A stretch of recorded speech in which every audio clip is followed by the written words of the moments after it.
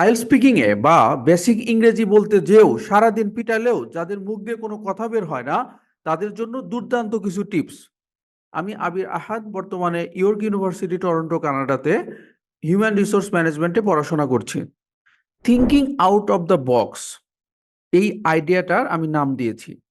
দেখুন, স্পিকিং এ কোনো কোশ্চেন করলে আপনি যেভাবে আপনার কথাগুলো বাড়াবেন কিংবা যেভাবে আইডিয়াটা আনবেন, ধরুন আপনাকে প্রশ্ন করেছে আপনার বাড়ি কোথায়।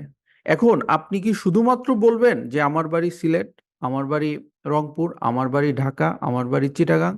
এটা না বলে এর সাথে অতিরিক্ত দুই একটা ইনফরমেশন জুড়ে দিবেন। নাম্বার ওয়ান, ডেসক্রাইব করতে পারেন। যেমন মূল ঘটনা ঠিক রেখে আপনি অতিরিক্ত যে কোনো কথা বলা যায়। যেমন আপনাকে বলেছে যে আপনি কোন দেশে পড়তে যেতে চান, আপনি বললেন আমি কানাডাতে পড়তে যেতে চাই। আপনার মেইন আনসার কিন্তু ঠিক আছে, মেইন আনসারটা কি, কানাডাতে যেতে চান। এখন দুই চারটা কথা বলেন সেখানে আর কি কি ফ্যাসিলিটিস রয়েছে। সেখানে দ্রুত পিআর পাওয়া যায়, জব অপরচুনিটি ভালো। কারণ পরীক্ষায় কিন্তু বলা থাকে ডিসক্রাইব, ডিসক্রাইব ইওর আনসার। মানে শুধুমাত্র প্রশ্ন টু প্রশ্ন শুধুমাত্র আনসার করাটাই যথেষ্ট নয়, অতিরিক্ত আরো দুই চারটা ইনফরমেশন আপনি বলতে পারেন। এছাড়াও আইডিয়া বাড়ানোর জন্য গতানুগতিক কথার বাইরে কিছু বলতে পারেন। যেমন মানুষ কি করে, পড়াশোনা শেষ করে জব করে। আপনি পড়াশোনা শেষ করে কোনো বিজনেসের কথা বলতে পারেন, পড়াশোনা শেষ করে কোনো ভলান্টারি কোনো কাজ করবেন সেটা বলতে পারেন। নট নেসেসারি যে এগুলো বলতেই হবে, এগুলো জাস্ট এক একটা আইডিয়া। আপনি ভলান্টারি জব করেন বা না করেন, এইটা আপনি শুধুমাত্র ফ্লুয়েন্সি বাড়ানোর জন্য, মুখের জড়তা কাটানোর জন্য বা আইএলটিএস পরীক্ষায় ভালো করার জন্য এই কথাগুলো বলতে পারেন।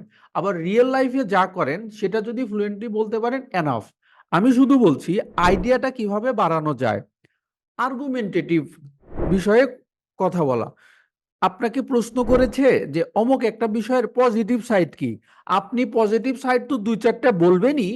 তারপর শেষে যদি পজিটিভ সাইড সে বলে শেষ করতে না পারেন, মানে হচ্ছে পজিটিভ সাইড বলা শেষ আর কইতে পারতেছেন না, তখন আপনি নেগেটিভ সাইড নিয়েও কিছু কথা বলেন। আইডিয়া বাড়ানোর জন্য আরো কি করতে পারেন, আপনাকে টিচার যে প্রশ্নটা করবে ওই প্রশ্নটাকেই প্রথমে প্যারাফ্রেজ করে বলেন। আমি আপনাদেরকে বাংলায় বলছি এগুলো বোঝার সুবিধার্থে। শুরুতে আপনি আমাদের শীট বা পিডিএফ এগুলো দেখে প্রথমে দেখে দেখে বলার চেষ্টা করবেন, তারপর আস্তে আস্তে আস্তে আস্তে না দেখে বলার চেষ্টা করবেন। আইডিয়া বাড়ানোর জন্য এই বিষয়গুলো যথেষ্ট হিসাবে যথেষ্ট বলে আমি মনে করি। যেমন linking word, from my point of view, in my eyes, to be perfectly honest, as far as I could vividly remember, এই ওয়ার্ডগুলো ইউজ করতে পারেন। আর আইডিয়া বাড়ানোর জন্য লাস্ট যে টিপসটা বলবো আজকের জন্য, সেটা হচ্ছে ফর এক্সাম্পল, ফর ইনস্ট্যান্স বলে বেশ কিছু উদাহরণ আপনি দিতে পারেন। সেটা ফেক হলেও কোনো সমস্যা নাই, এগুলো জাস্ট কথা বলার জন্য কথা, এগুলো বাস্তব জীবনে ঘটতেই হবে, ব্যাপারটা এরকম নয়। আশা করি এই টিপসগুলো যদি মাথায় রাখেন, পরীক্ষার হলে আইডিয়া নিয়ে কোনো ধরনের প্রবলেম হবে না। ক্লাসে আরো বিস্তারিত কথা হবে। দেখা হবে বিজয়ে, তার আগে কথা হবে ক্লাসে।